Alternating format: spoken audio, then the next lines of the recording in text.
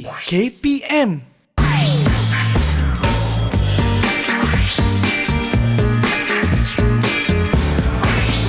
Didik TV KPM. Assalamualaikum, apa khabar semua? Selamat datang ke Sukses SPM 2022 bersama dengan saya Lokman Hakim. Hari ini kita akan belajar berkaitan produksi reka tanda bersama dengan cikgu kita yang senyumannya cukup manis. Nak tahu siapa? Jom kita lihat profil cikgu kita.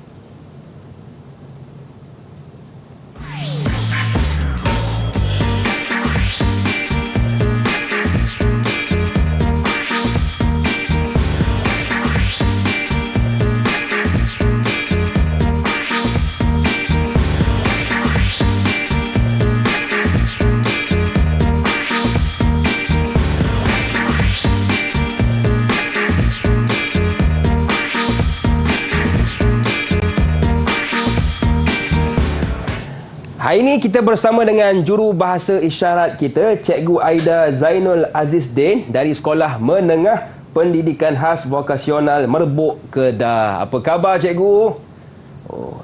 Jauh datang dari Kedah ya. Terima kasih cikgu yang sudi bersama dengan kita. Dan kita juga bersama dengan seorang cikgu kita yang cukup luas pengalamannya, iaitu Cikgu Muhammad Azlan Muhammad Zain dari Sekolah Menengah Kebangsaan Senawang Seremban Negeri Sembilan.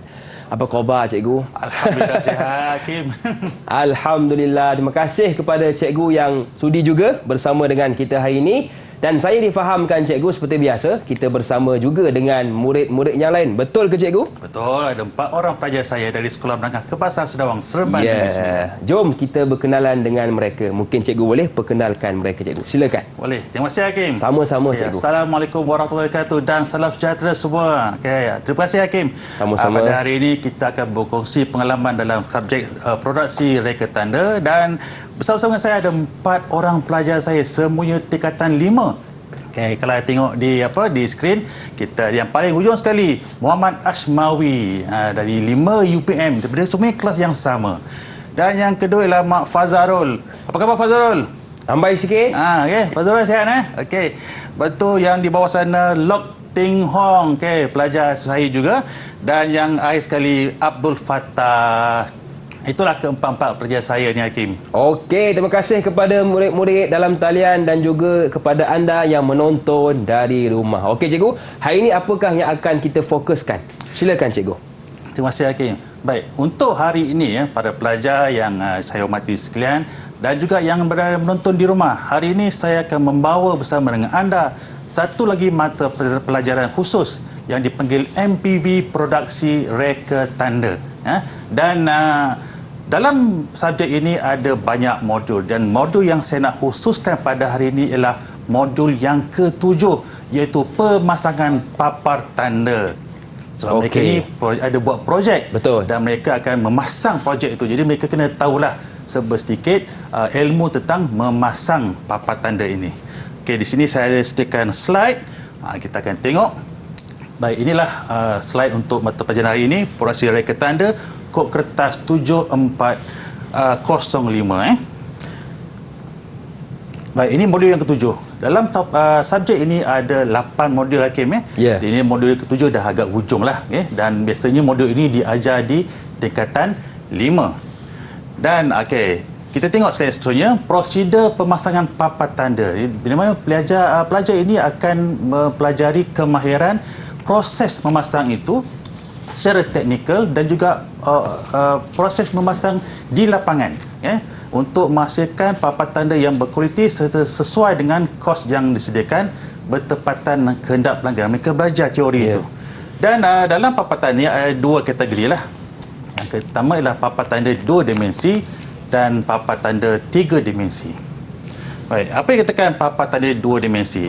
Papan tanda yang mempunyai panjang dan lebar yang dipasang di luar, mempunyai permukaan rata dan sisi yang sama, sama ada lurus atau melengkung, dan dipaparkan pada permukaan dinding, di bangunan pintu, permukaan cermin, tiang lampu ataupun pada papan iklan perniagaan dan sebagainya mengikut kesesuaian.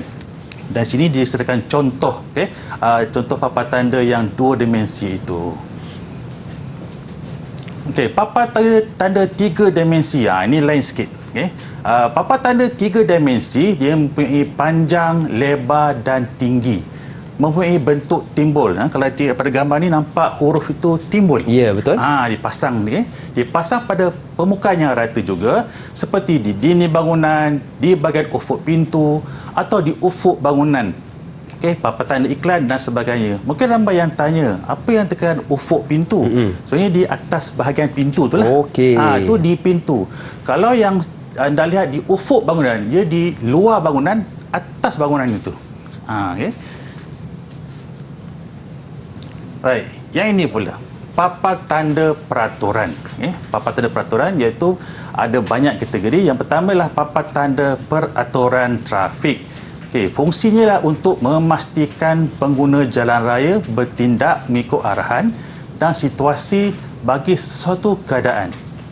Contohnya papan tanda yang terletak di jalan raya dan kawasan tempat letak kereta. Jadi ini ada gambar dia. Ada biasalah, mungkin anda pun telah mengenal signboard-signboard ni yang biasa dilihat di tepi jalan. Dan yang kedua, papan tanda bukan trafik.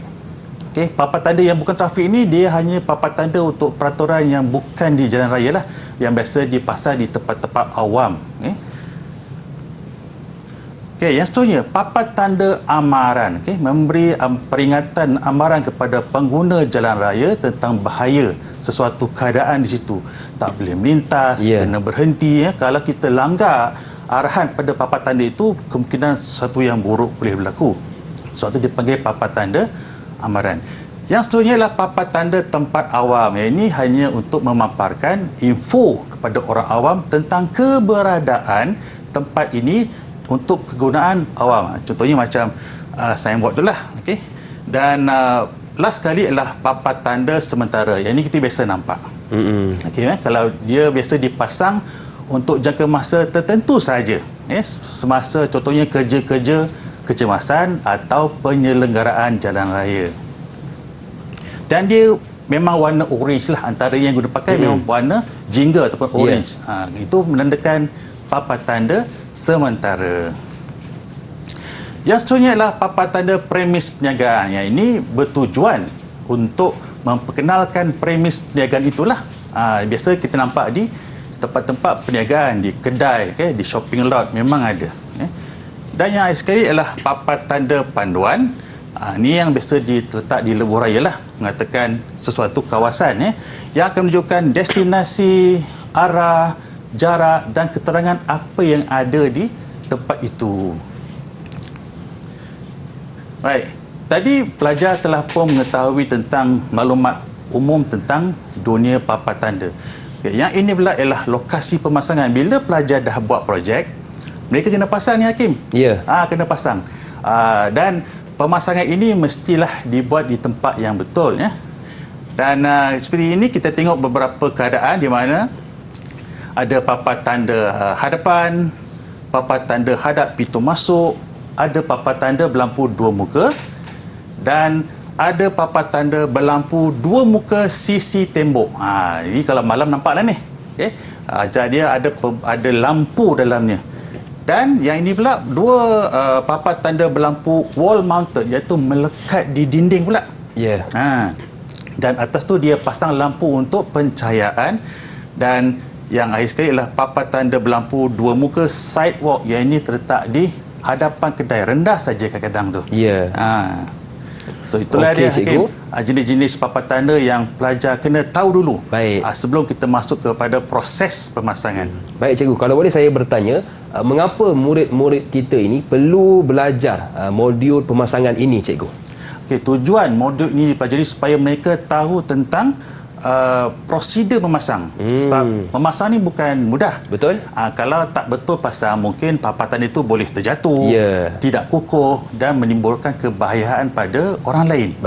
Jadi kemahiran yang mereka belajar ini, khususnya di sekolah di bawah modul ini, memang akan melatih mereka menjadi petugas pemasangan yang baik. Ya, baik. Terima kasih cikgu atas pencerahan dan sekarang kita nak berehat seketika. Boleh cikgu ya? Boleh. Jangan ke mana-mana, teruskan bersama dengan kami pastinya dalam Sukses SPM 2022.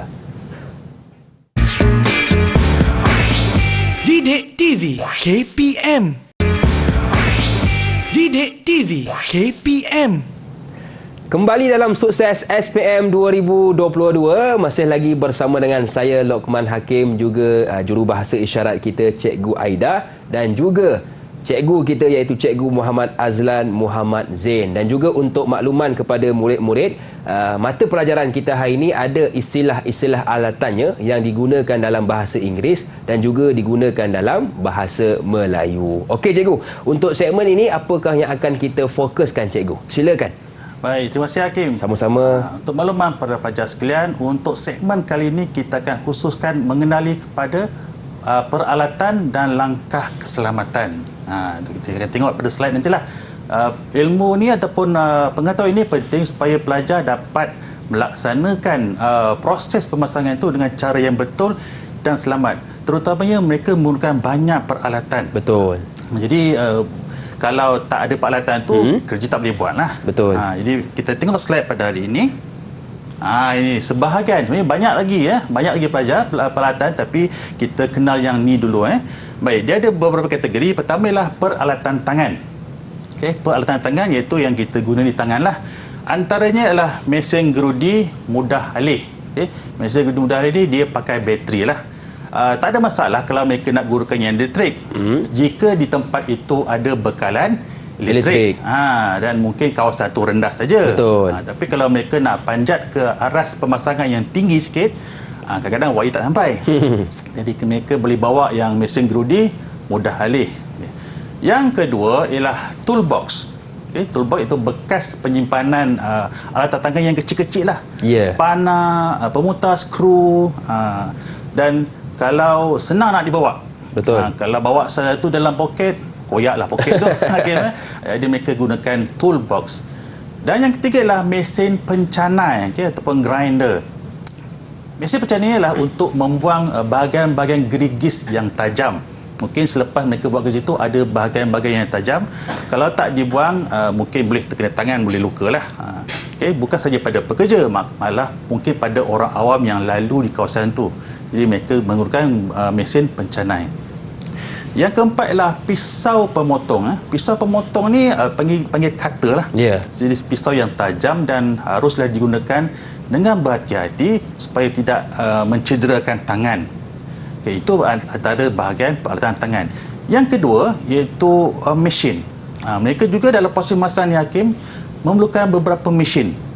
Contohnya laser cutter. Laser cutter ni adalah untuk memotong penghurufan menggunakan laser. Jadi penghurufan tu lebih kemas sebelum dipasang ke tempat pemasangan. Yang kedua ialah kompresor angin. Ini untuk memberikan bekalan angin, contohnya pada gerudi jugalah. Ada setengah gerudi dia pakai angin. Dan yang ketiga ialah set kimpalan. Set kimpalan ni ataupun set welding ini digunakan untuk membuat kerja-kerja kimpalan di suatu tempat yang memerlukan alat ni lah. Dan akhir sekali ialah generator. Generator ni adalah satu alat yang membekalkan kuasa elektrik. Terutamanya mereka akan guna di tempat yang memang baru, tak ada bekalan elektrik. Jadi untuk menghidupkan beberapa peralatan macam set kepalan tu, mereka boleh guna generator. Dan generator ni biasanya menggunakan minyak lah. Dan dia boleh dibawa ke mana-mana untuk proses pemasangan di satu-satu tempat tersebut. Selain pada alatan tangan, mesin, ada satu lagi dipanggil alatan sokongan. Seperti yang tertera di sini ialah antaranya alatan sokongan tu ialah tangga. Ini memang very familiar lah. Memang biasa diguna pakai. Dan tangga pun ada macam-macam jenis. Ini sebagai contoh. Dan selain pada tangga, tangga ni untuk pemasangan yang aras rendah. Dan di sebelahnya ada perancah besi dipanggil staging. Staging ni boleh dipasang berbilang tingkat mengikut ketinggian bangunan tersebut lah. Dan dia lebih selamat Berani tangga. Tangga ni hanya untuk kerja yang mungkin ringan saja ni Hakim.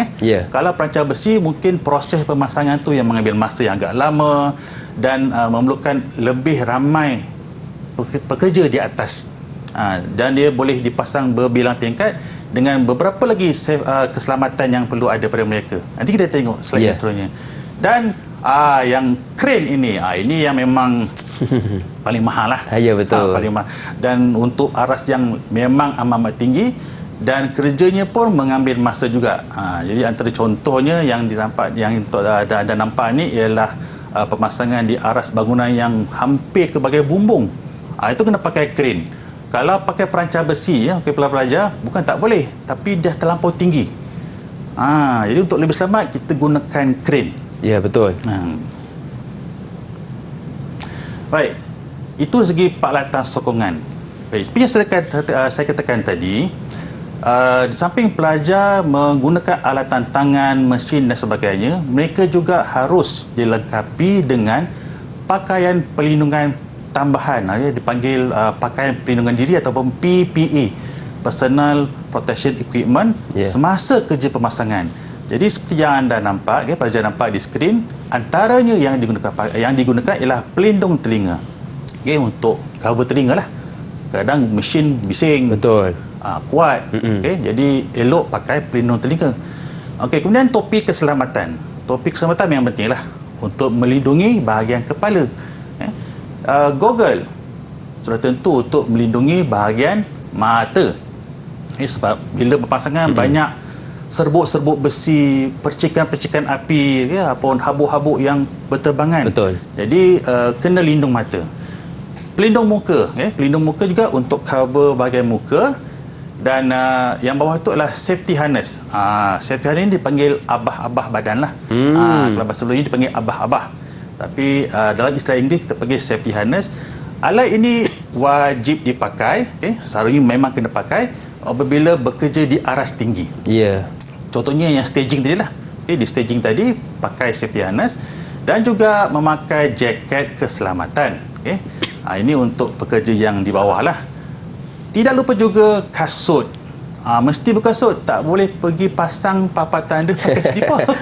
Bahaya cikgu. Bahaya. Nanti jari kena batu, kena sepanah jatuh, dah berdarah, satu hal lagi. Betul. Dan seterusnya lah sarung tangan untuk lindungi tangan lah. Sebab kita guna alatan tangan tadi, mesti ada pelindungan di bahagian tangan. Dan yang akhir sekali ialah coverall, satu baju, satu suit lah yang kita pakai dari bawah sampai atas untuk melindungi tubuh badan kita secara keseluruhannya. Dan alatan-alatan ini memang pelajar pakai ataupun di lapangan luar pun mereka pakai juga semasa proses pemasangan. Baik. Di samping mereka belajar tentang perlindungan keselamatan, mereka juga perlu menguji peralatan. Bila mereka nak pergi pasang, of course banyak peralatan yang perlu diuji supaya kita tahu keadaan alat tu elok tak elok, berfungsi atau tidak. Jadi seperti yang tertera di skrin, ada beberapa peralatan yang digunakan pakai. Contohnya penggunaan gerudi impak dan pengikat. Ini dua item yang berbeza. Saya terangkan dulu yang gerudi impak, iaitu mesin yang berwarna biru tu, dia untuk menggerudi. Untuk menggerudi, menebuk dinding ataupun bahagian-bahagian yang hendak dipasang dengan pengikat. Dan untuk alat ini ada satu mata yang dipanggil mata gerudi masonry. Perlu dipasang ketat di bahagian bindu, itu bahagian muncung gerudi tadi, dan barulah digunakan. Dan apabila untuk menggunakan alat ini, seperti gambar yang ketiga ini, cara berdiri. Dia kena berdiri itu betul-betul. Kalau tidak, gerudi itu bergoyang dan kita pun ikut goyang sekali. Kita pasang kuda-kuda lah. Betul. Jadi kedudukannya mesti betul supaya proses penggerudian itu dapat dibuat dengan sempurna. Baik, ini bahagian pengikat. Tadi tentang mesinnya ataupun gerudi impak. Yang inilah pengikat. Pengikat ni adalah satu bahan yang kita pasang dekat lubang yang telah digerudi tadi. Dah pasang pengikat, baru kita pasang papan tanda itu. Dan jenis ada dua di sini. Pertama ialah bol gerigis. Bol gerigis ni adalah pengikat yang besi. Sebenarnya ada banyak lagi. Tetapi yang kita tengok ni adalah bol gerigis. Dia dibuat daripada besi. Dan biasanya digunakan untuk pemasangan papan tanda yang besar. Ya. Dan dibuat ada pelbagai saiz, Hakim. Pelbagai saiz. Daripada yang kecil sampai yang besar, bergantung pada saiz dan keberatan papan tanda itu. Dan diampu pula dengan satu dipanggil L-shape bracket. Itu pun ada. Dan bahagian bol gerigis tu ada juga bahagian kecil-kecil yang kita kena tahu. Itu bahagian casing mengembang. Ada bahagian bol, ada nut dia. Nut tu kita pasang akhir sekali. Dah naik signboard tu, baru kita ikat dengan nut. Lepas tu dah ada bahagian yang dipanggil washer. Yang tengah tu panggil washer ataupun wasir. Dan selain daripada bol gerigis, ada dua lagi jenis pengikat yang diguna pakai, iaitu plug kayu dan plug plastik.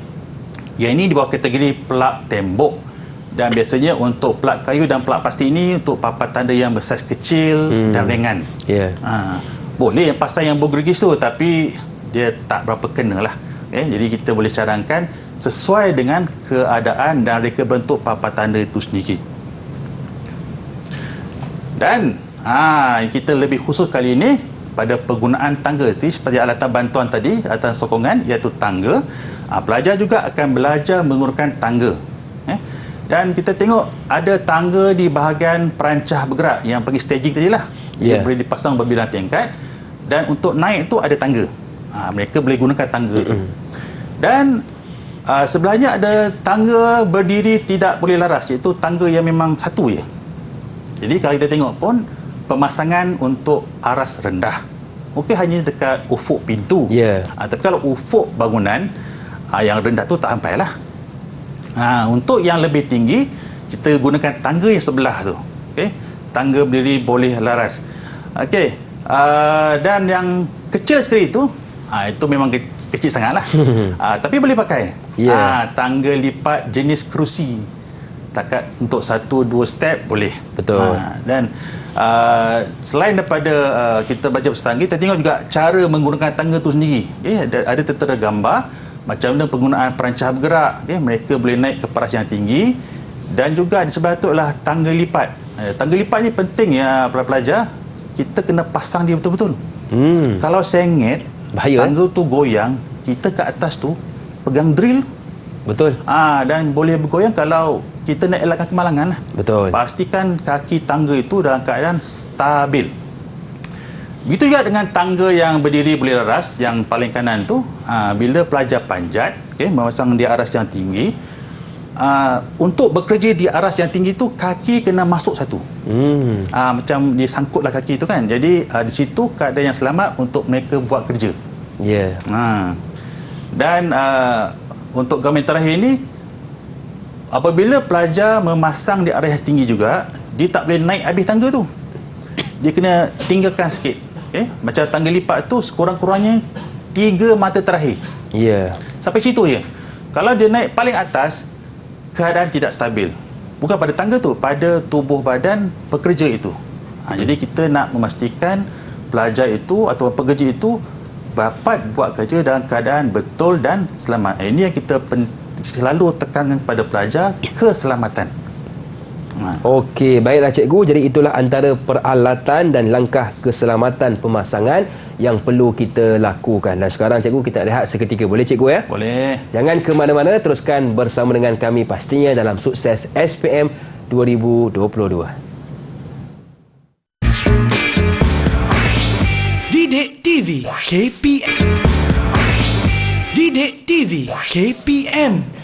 Kembali dalam Sukses SPM 2022, masih lagi bersama dengan saya Lokman Hakim dan juru bahasa isyarat kita Cikgu Aida, bersama dengan kita juga Cikgu Muhammad Azlan Muhammad Zain. Okey cikgu, untuk segmen ni kita nak buat apa cikgu? Baik Hakim, untuk segmen kali ini tadi mereka dah dengar segala penerangan ilmu-ilmu teori tentang peralatan, bahan, mesin semuanya. Dan kini tibalah kita menguji kefahaman mereka melalui set-set soalan contoh yang mereka selalu buat di dalam waktu PDPC di sekolah, insyaAllah. Okey cikgu, silakan. Okey, kita boleh tengok soalan pertama. Okey, saya harap pelajar semua bersedia. Okey, tunjuk sikit tangan macam ni. Dah bersedia, cikgu. Sedia. Mantap. Okay. Yang ini kita akan banyak interaksi dengan mereka. Dan untuk pelajar-pelajar yang ada di rumah pun boleh cuba. Betul. Sebab mata pelajar ini memang untuk pelajar tingkatan 5, tapi pelajar tingkatan 4 pun dia boleh belajar sebab mereka untuk subjek ini mereka tingkatan 4 dan 5. Jadi pelajar yang tingkatan 4 pun boleh cuba. Yang lain yang bukan ambil subjek ini pun boleh cuba juga, tak jadi masalah. Kita share bersama mata pelajaran pada hari ini. Okey, bahagian A. Okey, bahagian A untuk soalan ini dia ada 15 soalan dan mengandungi 60 markah ya, dan kalau dalam periksa itu memang dicadangkan 45 minit lah. Okay. Tapi lebih kurang terpulang kepada tahap kefahaman pelajar. Baik, soalan yang pertama. Soalan yang pertama. Okay, kita pelajar boleh tengok. A, B, C dan D menunjukkan papar tanda yang telah dipasang. Jadi, ada diberikan gambar rajah. Berdasarkan imej diberi, pilih dan kelaskan mengikut kategori papan tanda dengan menulis A, B, C dan D pada ruang jawapan. Jadi kat soalan ini dia bagi dua kategori lah. Papan tanda dua dimensi dengan papan tanda 3 dimensi. Mungkin pelajar masih ingat apa yang kita telah bincangkan di awal rancangan tadi. Okey, kita cuba dulu. Asmawi. Macam mana Asmawi? Ya, saya cikgu. Okey, Mawi, kita cuba. Kita minta anda cuba jawab soalan satu ini. Bagaimana Mawi? Boleh, silakan. Boleh. Papan tanda 2 dimensi, jawapan dia ialah A dengan D. Okey, panggil A dan D. D. Okey, D, sorry. Okey. Bahagian D. Okey, papan tanda 3 dimensi. Bagaimana Mawi? Papan tanda 3 dimensi, jawapan dia ialah B dengan C. B dan C. Okey, itu jawapan Mawi. Bagaimana yang pelajar lain? Kita semak sama-sama.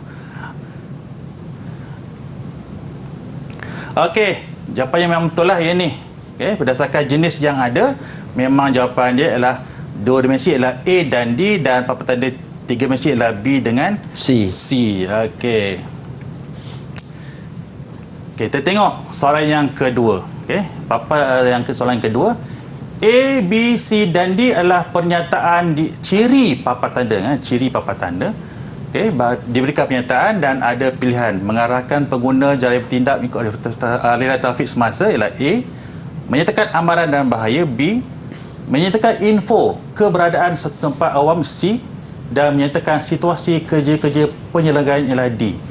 Jadi soalannya, berdasarkan pernyataan diberi, pilih dan tuliskan jenis papan tanda dengan menulis A, B, C dan D pada ruang jawapan. Kita cuba Abdul Fattah. Silakan Abdul Fattah, cuba jawab soalan ini. Ya, cikgu. Papan tanda Sumatera ialah D, cikgu. Jawapan dia. Papan tanda sementara? D. Jawapannya D. Okey, cuba dulu. Papan tanda tempat awam C. C. Papan tanda trafik A. Okey, kita tengok ada A.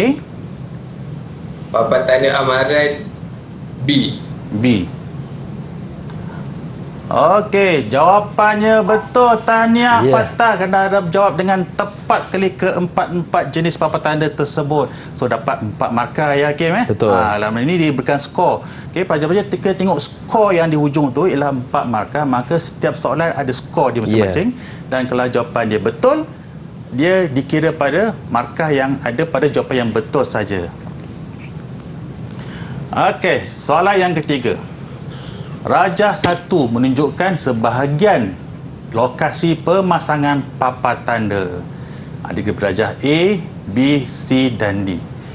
Jadi soalannya, pilih dan tuliskan lokasi pemasangan papan tanda itu dengan menulis A, B, C dan D pada ruang jawapan. Yang ini, soalan ini menguji balik pelajaran pelajar untuk mengingat balik di mana mereka pasang. Okey, kita cuba log Lok Ting Hong, silakan Lok. Boleh tak cuba jawab soalan ni?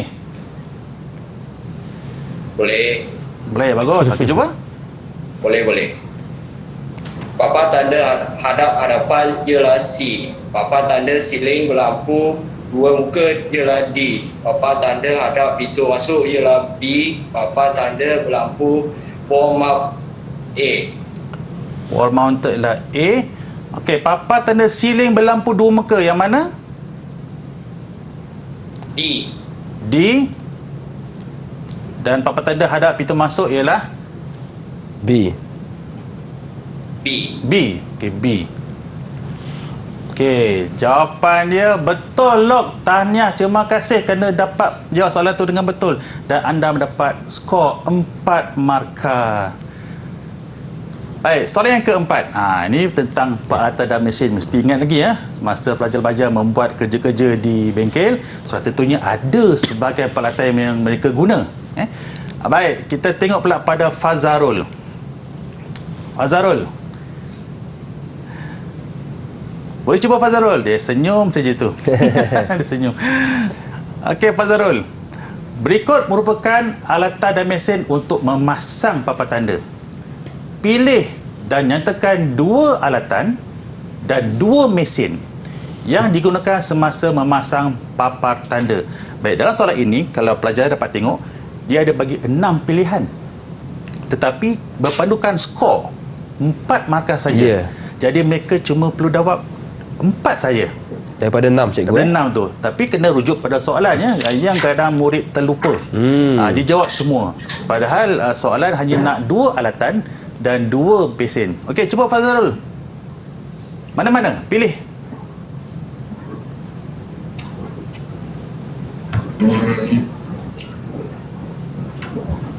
Set kimpalan. Set kimpalan. Set kimpalan yang mana? A, B, C, D, E? E. E. Okey, ini set kimpalan Okey, set kimpalan. Ya. Baik. Itu mesin. Okey. Lagi satu?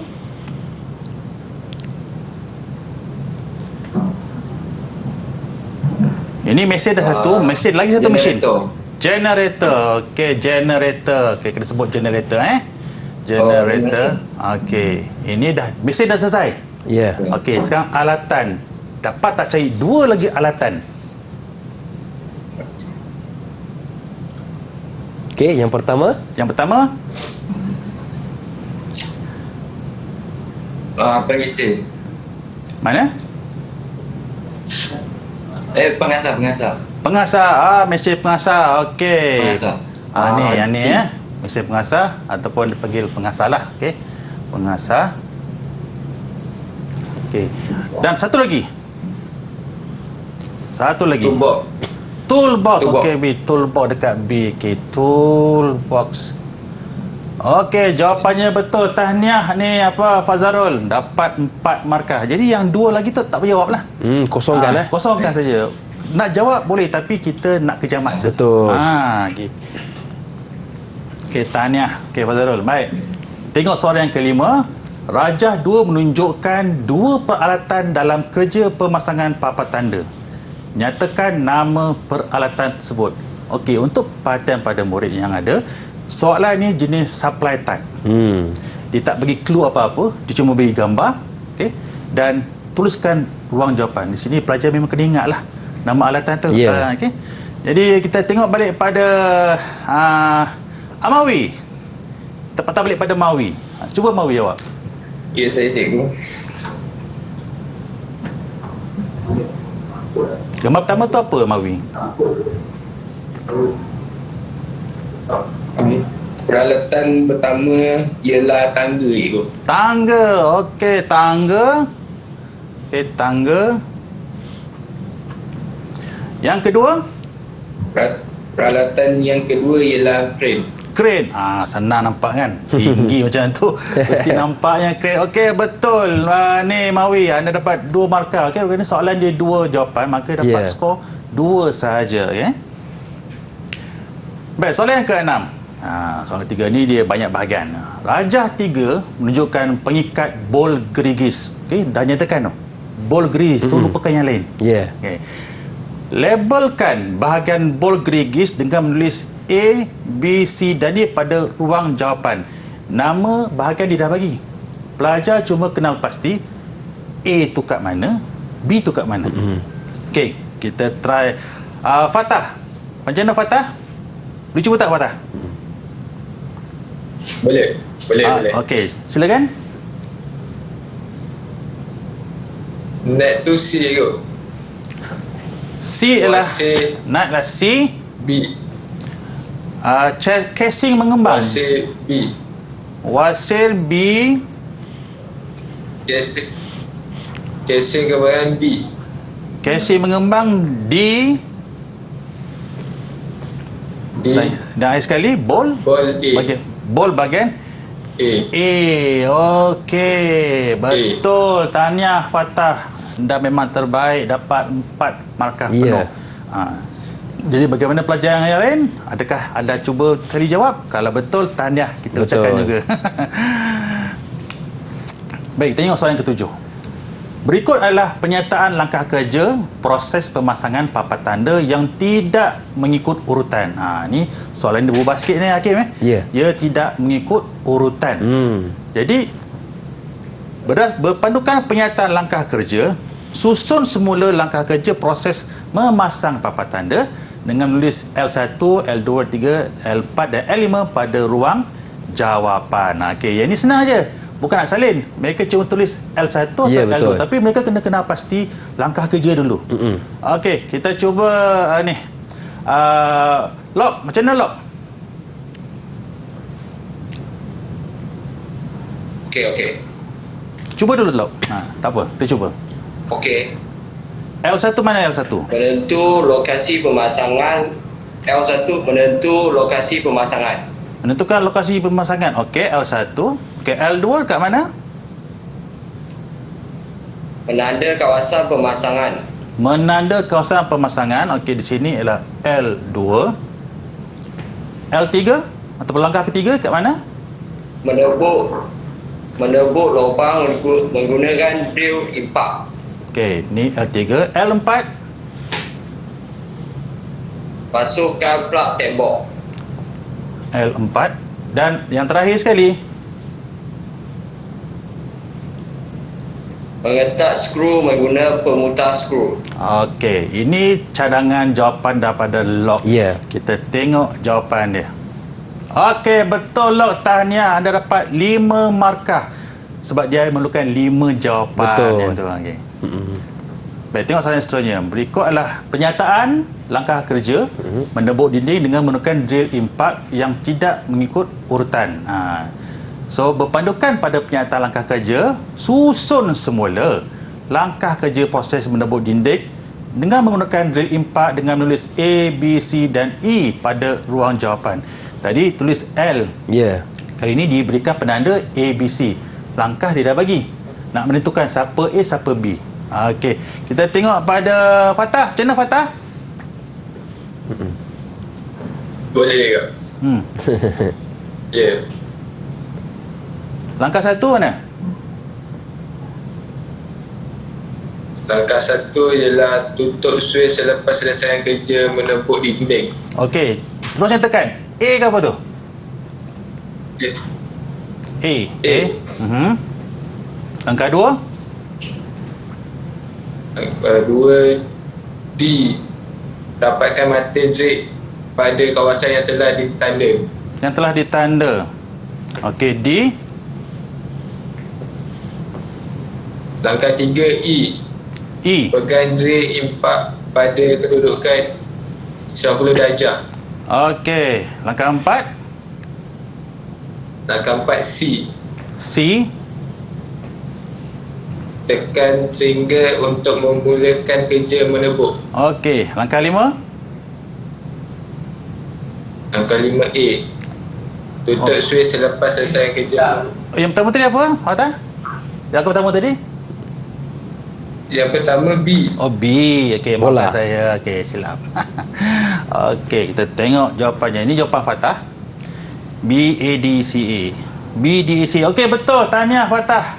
dapat jawab soalan tu. Soalan tu agak sukar sikit. Betul. Sebab tu belajar kena ingat balik proses. Tak salah letak, Rugi markah, cikgu, rugi markah. Okey. Tengok pada berikut soalan yang ke-9. Soalan berikut adalah berkaitan dengan keselamatan pelindungan diri. Ya. Okey, tuliskan unsur bahaya dengan menulis A, B, C dan E pada ruang jawapan. Okey, kita tengok Fazarul. Terus nyatakan saja. Yang mana alatan yang melibatkan bahaya pada diri kita ni? C. Okey, bahaya jalan kaki. Jalan kaki. C. Yang kedua, A. bahaya pada pendengaran ialah A. Bahaya pada penglihatan? D. D. Okey, kita tengok D. Bahaya pada pernafasan? E. E. Dan kecederaan pada tangan nak pakai apa? B. B. Okey. Kita tengok jawapan dia. Oh, okey. Betul tadi. Betul tu. Okey. Jawapan dia memang senang lah sebab dia setengah gambar. Gambar dah ada. Okey. Belajar cuma pilih. Dan itu memang aras mudah. Mereka boleh dapat jawapan dengan cepat. Okey. Soalan 10. Ini tentang penggunaan tangga. Okey. Ingat balik. Raja Ampat menunjukkan kaedah penggunaan tangga lipat. Dan diberikan juga penyataan. Penyataan. Jadi kita tengok pada Mawi. Cuba jawab Mawi. Yang pertama ni betul ke salah ni? Yang pertama betul, cikgu. Yang pertama betul. Okey, yang kedua, meletakkan kain tangga di kawasan tidak stabil. Salah, cikgu. Salah. Okey. Bahagian yang ketiga, pernyataan ketiga, paras tangga adalah dikunci kemas. Betul. Betul. Yang keempat, memanjat anak tangga dengan berhati-hati. Betul, cikgu. Betul. Dan air sekali berdiri di puncak tangga untuk memulakan kerja. Salah. Salah. Okey, tengok Rajah. Rajah dah bagi tangga lipat. Okey. Jadi baik, jawapannya lah betul. Itulah jawapan dia. Dan soalan 11, ini fungsi alatan. 3 saja. Okey. Kita tengok log. Baca yang pertama ni, apa alatan ni? Terus. A. Membekal kuasa elektrik. Membakar kuasa elektrik, generator. Okey, yang B? Menebuk lubang menggunakan kuasa bateri. Menebuk lubang menggunakan kuasa bateri sebab dia guna tanpa wayar sebab pakai bateri. Yang ketiga? Menyimpan alatan tangan bersaiz kecil. Menyimpan tangan untuk yang alatan tangan besar kecil. Okey, 3 markah sebab dia gunakan toolbox. Okey. Ini jawapan dia betul. Betul lah. Tahniah. Okey, dapat 3 markah. Okey, cikgu. Jadi itulah antara contoh soalan-soalan bahagian A, cikgu ya. Ya, itulah. Dan sekarang kita berehat seketika. Jangan ke mana-mana. Teruskan bersama dengan kami pastinya dalam Sukses SPM 2022. Didik TV KPM. Didik TV KPM. Masih lagi bersama dengan saya Lokman Hakim dalam Sukses SPM 2022, juga bersama dengan juru bahasa isyarat kita Cikgu Aida dan Cikgu Muhammad Azlan Muhammad Zain. Okey cikgu, untuk segmen ini kita nak tekankan soalan bahagian apa pula cikgu? Okey, baik, terima kasih Hakim. Untuk bahagian segmen kali ini kita akan mempelajari soalan bahagian B. Sebab soalan periksa mereka memang ada 2 bahagiannya lah. Bahagian A, soalan yang ringkas tadi, dan bahagian B. Yang bahagian B ni agak sukar sikit lah sebab dia memerlukan banyak penerangan. Jadi kita tengok pada slide. Okay. Semua telah bersedia? Okay. Bahagian B dia 40 markah. Kita bagi 4 soalan. So kita bincang 2 dululah. Betul. Okay. Bincang 2 dulu. Baik, ini soalan tentang menganalisa. Okay. Rajah 10 menunjukkan pengikat ataupun bracket. Jangan bracket lah. Yang akan digunakan untuk memasang papan tanda berlampu LED pada tembok bangunan sebuah kedai makan. Dia bagi satu situasi kedai makan. Okay. Dia bagi gambar rajahnya, inilah bracket. Jadi A, berdasarkan rajah 10, huraikan proses kerja. Ini memang budak kentera ni. Panjang dan terang ni. Huraikan proses kerja untuk memasang pengikat pada permukaan tembok bangunan. Okey. 6 markah. So memang panjang lah soalan dia. Okey. Bahagian B, namakan satu bahan dan satu bahan alatan. Balik pada soalan macam tadi. Namakan satu bahan dan satu alatan yang digunakan untuk memasang pengikat tersebut, 2 markah. Dan kenal pasti 2 alatan sokongan. Ingat dia 2 alatan sokongan untuk memasang pengikat tersebut. So 2 markah. Baik, kita tengok kita cuba dulu jawapan dia. Okey, siapa jawab ni? Kita try ni. Fatah, macam mana Fatah bahagian A? Cuba huraikan bahagian A. Ingat lagi tak proses kita belajar di bengkel dulu? Ingat lagi ke? Ingat Okey, cuba jawab. Yang pertama, mengukurkan dan menandakan papan tembok bangunan. Okey. Pada tembok bangunan. Memilihkan kawasan untuk memaparkan papan tanda. Okey. Masang papan tanda. Menumpukkan lubang dengan menggunakan mesin gerudi impak. Okey, menebuk, ada proses menebuk. Okey, yang keempat. Memasang bol gerigis pada dinding. Memasang bol gerigis, okey, ada. Yang seterusnya. Berasaskan pengingatan supaya berada pada kedudukan yang betul. Okey, itu jawapan. Ada lagi jawapan Fatah? Ada satu lagi. Satu lagi, okey. Memasang dan mengetatkan nut pada pengikat. Itu yang paling penting. Memasang nut. Tak pasang nut, papan tanda jatuh. Betul. Okey, kita cuba tengok. Betul tak jawapan dia tu? Okey, itu dia. 6 markah penuh untuk Fatah. Alright. Kita kembali kepada soalan yang B. Okey. Soalan B, namakan satu bahan dan satu alatan. Ingat lagi bahagian A tu. Namakan satu bahan dan satu alatan yang boleh digunakan untuk memasang pengikat tersebut. Ingat pengikat bukan pasal benda lain tau. Okey. Kita tengok pada ni. Mawi. Lama tak panggil Mawi ni. Mawi bab ni memang dia pakar ni.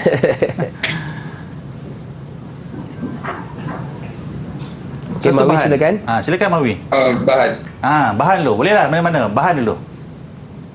Bahan satu je. Mesin kipalan MIG. Okey, mesin kipalan MIG. Okey, boleh pakai. Okey, satu lagi. Alatan lagi tu. Tadi alatan. Okey, bahan. Bahan besi. Bahan besi. Betul. Okey, kita tengok. Jawapannya memang banyaklah. So, antara yang Mawi sebut tu memang ada sini. Mesin kipalan MIG dan juga besi. Alright. Tengok saya yang bahagian C. Kenal pasti 2 alatan sokongan. Ni tadi alatan tangan dan bahan. Yang ni alatan sokongan. Perlu beza tu. Untuk memasang pengikat papan tanda itu 2 markah. Okey, kita tengok pada log. Cuba bagi 2 alatan sokongan tu. Tangga perancar besi. Okey, tangga dan perancar besi. Kita tengok ada tak dalam option dalam pilihan jawapan. Tangga, okey, tangga ada dan perancar besi. Okey, betul. Sebenarnya ada banyak pilihan.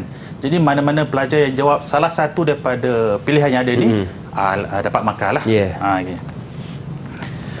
Okey, baik, selesai untuk soalan yang pertama. Okey, soalan yang kedua. Ini soalan favorite. Pengiraan kos. Anda menerima tempahan untuk memasang sebuah papan tanda berlampu LED. Butiran kos dinyatakan dalam jadual 2. Okey, ini bukan jadual. Berdasarkan jadual 2, hitungkan ataupun kirakan atau jumlahkan. Okey, perkataan sama A. Kos bahan 3 markah. Kos pengeluaran juga 3 markah. Dan nyatakan 2 kos overhead yang telah anda gunakan dalam memenuhi tempahan tersebut dan nyatakan alasannya. Kalau untuk maklumat hakim, bila ada keluar perkataan alasan, soalan ini adalah kemahiran berfikir arastiki. Kebat, cikgu. Okay. Baik, kita cuba dulu.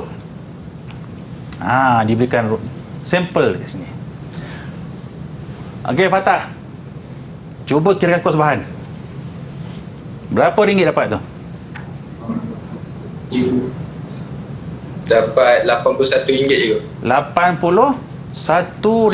RM81. Okey, untuk makluman para pelajar, bila sebut kos bahan, dia melibatkan bahan yang habis guna.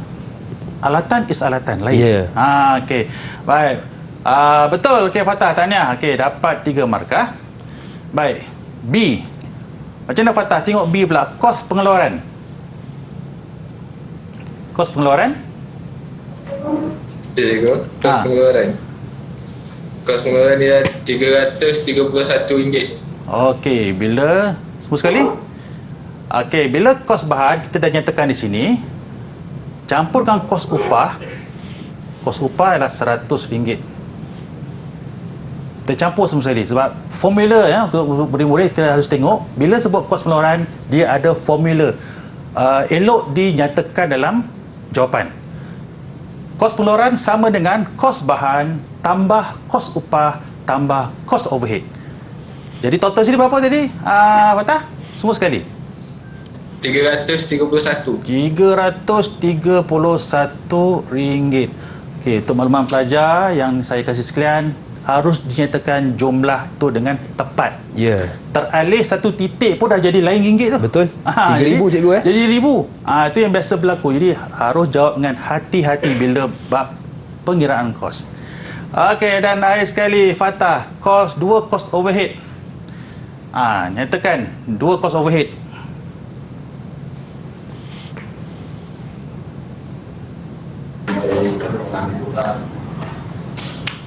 Kos overhead apa dia? Apa yang kita guna dalam proses tu? Sewa generator. Sewa generator. Okey, dalam jadual pun ada sewa generator. Kenapa nak guna sewa generator? Sebab takut tiada bekalan elektrik. Seperti yang sekarang tadi, generator memang dia membekalkan kuasa elektrik kalau kita pergi tempat yang tak ada. Okey. Dan akhir sekali ialah lagi satu. Pengangkutan. Kenapa kena ada pengangkutan? Membawa papan tanda dari kedai. Okey, tahniah Fatah. Terima kasih. Okey, so itulah dia tadi jawapan untuk soalan bahagian B. Dan sebagai rumusan ya para pelajar sekalian, haruslah untuk dapatkan skor yang terbaik mestilah menguasai keseluruhan topik, buat projek dengan sempurna, kena pasti soalan dan jawapan menjurus pada kehendak soalan dan patuhi ataupun tepati tempoh masa yang dibekalkan. Baik, terima kasih. Sama-sama cikgu. Terima kasih sekali lagi kepada jurubahasa isyarat kita, Cikgu Aida Zainul Azizdin dari Sekolah Menengah Pendidikan Khas Vokasional Merebok, Kedah. Juga kepada Cikgu Muhammad Azlan Muhammad Zain dari Sekolah Menengah Kebangsaan Senawang, Seremban Negeri Sembilan. Juga kepada murid-murid dalam talian dan kepada anda yang menonton dari rumah. Saya Luqman Hakim mengundur diri. Ada rezeki jumpa lagi. Assalamualaikum warahmatullahi wabarakatuh.